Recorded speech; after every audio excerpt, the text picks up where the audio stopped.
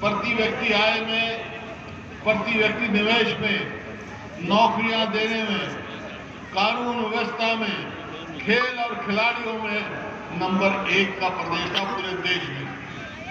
आज क्या है, हरियाणा कहां पहुंच गया? आज पहुंच गया बेरोजगारी में नंबर 1, महंगाई में नंबर 1, कानून व्यवस्था तो हिंदुस्तान की अपराध में ऊपरली 2-3 प्रदेशों में पहुंच गया। कानून व्यवस्था का नाम चेंज नहीं, नौकरियां हैं नहीं, बेरोजगारी में बताया जैसे। और खेल और खिलाड़ियों का आप स्वयं देख रहे हैं, हमारी बेटियों के साथ, पहलवान बेटियों के साथ इतने अच्छे खिलाड़ी जो हरियाणा का नाम था, आज उनको किस तरह कम्युनिटी बनाई थी वो भी गई। ये परिस्थिति। अब सवाल इस बात का है कि ये कुरुक्षेत्र और ये इलाका जब पैदा करता है धान, आलू, सूरजमुखी, गन्ना, ये फसलियां पैदा की। पिछले 9 साल में चाहे किसान ने सूरजमुखी पैदा की हो, उसका एमएसपी नहीं मिला। अरे वो आलू पैदा हुआ तो मैं आया मंडी में, पिपली मंडी में आया, राजीव कराया पूछो से 1 रुपया किलो आलू किसान फेंक के गया। ये परिस्थिति है, ना उसको भाव मिलता है। गन्ने का भाव जो हमारे समय में था पूरे देश में सबसे ज्यादा, आज पंजाब का हमारे से ज्यादा हो गया। तो किसान की कहां बात? कहा गया, उनका वायदा था 2022 तक हम किसान की आमदनी दुगनी कर देंगे। आमदनी तो दुगनी नहीं करी, लेकिन लागत कई गुना बढ़ा दी। खाद क्या भाव था, आज क्या मिलता है? कीटनाशक दवाइयां देखो, कोई भी देखो, पेट्रोल डीजल देखो, क्या भाव है, क्या भाव था, आज क्या भाव मिलता है? लागत तो हर हिसाब से बढ़ गई, आमदनी नहीं बढ़ी। हमारे समय में एमएसपी सही हर साल बढ़ाते थे। अब एक दफा आलू की फसल की कीमत नहीं मिली तो हमने आलू को एक्सपोर्ट करने का काम किया था, बाहर से मंगाए थे, खरीदार आए थे, ताकि किसान को उसका भाव मिल सके। इसी प्रकार से गरीब आदमी को हमने 100-100 गज के 4 लाख प्लॉट दिए गाँव में। इन्हें 1 प्लॉट दिया तो बता दो, कोई ध्यान नहीं।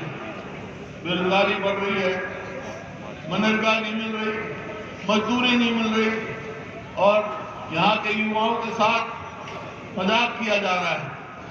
रोजगार निगम बनाया है, उसमें कच्ची नौकरियां, और उसमें क्या करते हैं, सरकार कमीशन ले रही है, कमीशन ले रही है। तनख्वाह, जिसको तनख्वाह 5,000 देंगे, 7,000, उसमें भी 1% कमीशन लेते हैं। ऐसा भत्ता मजाक, अरे 6 महीने में बाहर भेज देंगे, ना किसी की पेंशन, ना किसी तरह अग्नि पद की बात जैसे करी। फौज में भी यही तमाशा। अरे 18 साल का लड़का भर्ती होगा, 22 साल का वापिस आ जाएगा। 21 साल से पहले उसकी शादी नहीं हो सकती, और जब होगी तो क्या होगा भाई, कोई सगाई लेने वाला भी नहीं होगा, अगले साल तो घर आ जाए, उसकी ना पेंशन ना नौकरी। तो ये परिस्थिति हो रही है युवाओं के साथ, हमारी बहन बेटियों को।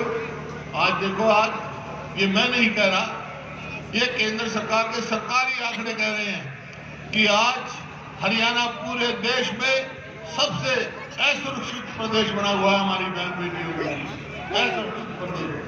ये स्थिति तो आज हमारे गंभीरता से सोचना पड़ेगा। कुरुक्षेत्र में जो आज इतनी सर्दी में, कड़ाके की सर्दी में अशोक अरोड़ा जी और साथियों ने जो एक काम किया, आज इसका कार्यकर्ता सम्मेलन बुलाया था, ये तो बड़ी रैली कर दी।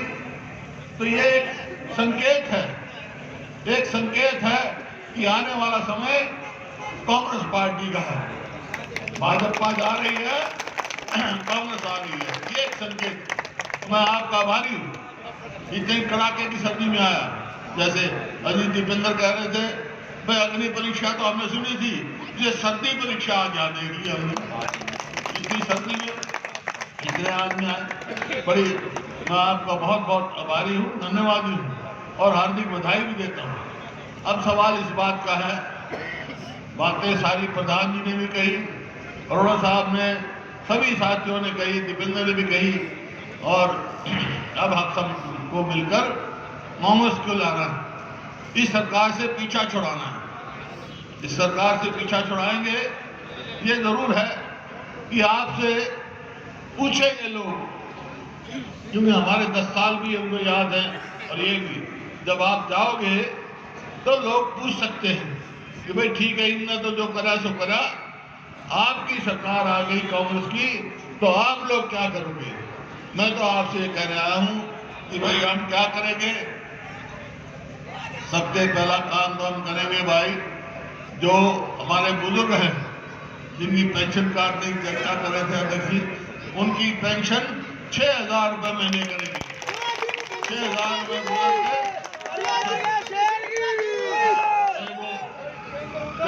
विधवा हैं, बुजुर्ग हैं, जो पेंशन 6,000 सबकी होगी। दूसरा, गरीब आदमी के लिए जो बिजली एक बिल बढ़ रहे हैं, 300 यूनिट बिजली माफ करेंगे, और 100 गज के प्लॉट की जो इन्हें स्कीम बंद कर दी है वो चालू करेंगे। और इसी प्रकार से जो कर्मचारी उनकी ओल्ड पेंशन स्कीम लागू करेंगे हम, और जो हमारी बहन और माताएं बैठी हैं, ये सब आजकल जो रोटी जो है गैस से बनाती है, चूल्हे तो रहे नहीं, अब गैस है। तो गैस जो 400 रुपए का भाव था हमारे समय में, आज 1150 है। तो हमारी सरकार आएगी तो 500 रुपए से ज्यादा गैस इसी प्रकार से इन्होंने बैकवर्ड क्लास की नौकरी रिजर्वेशन जब आती है, क्रीमी लेयर क्या कर दी, क्रीमी लेयर जो हमारे समय में 6 लाख की बढ़ा के 8 लाख कर दी, नहीं 8 लाख से 6 लाख कर दी, ताकि किसी को रिजर्वेशन नहीं मिले। हमारी सरकार आएगी तो भाई हम 10 लाख करेंगे, ताकि सबको इसका लाभ पहुंचे।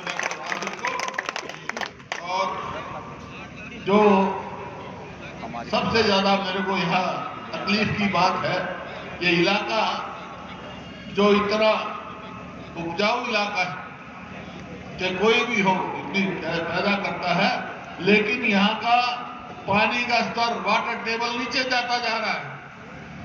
अगर यही चलता रहा तो कई साल के बाद ऐसा समय आ जाएगा यहाँ दाना नहीं होगा, पानी नहीं होगा तो दाना कहां से होगा, ट्यूबवेल नहीं काम करें तो क्या होगा, वाटर टेबल नीचे जा रहा है। इसी वास्ते दादूपुर नलवी नहर हमने खोदने का काम किया था, और ये सरकार ने इसको काम कर दिया।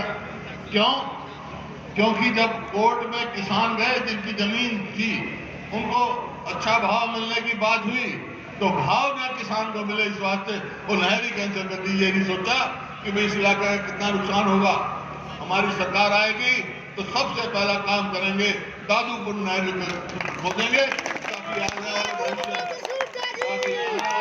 भविष्य उज्जवल हो, यहाँ का किसान खुशहाल हो, यहाँ का गरीब आदमी खुशहाल हो। और जैसा मैंने कहा, दादूपुर नहर बनाएंगे, फिर गन्ने का रेट क्या किया है, तमाशा करते हैं, कभी 2 रुपए कभी 1 रुपया ऐसा बढ़ाते हैं। अगर हमारी सरकार आएगी तो गन्ने का रेट 450 रुपए क्विंटल होगा। लेकिन ये सब बातें होगी जब कांग्रेस की सरकार बनेगी। तो मैं आज से पूछने आया हूं कि ये संघर्ष है कि भाई इनसे हम लड़ाई ले लें, आप साथ दोगे, सरकार पलटोगे। बहुत बहुत धन्यवाद। जय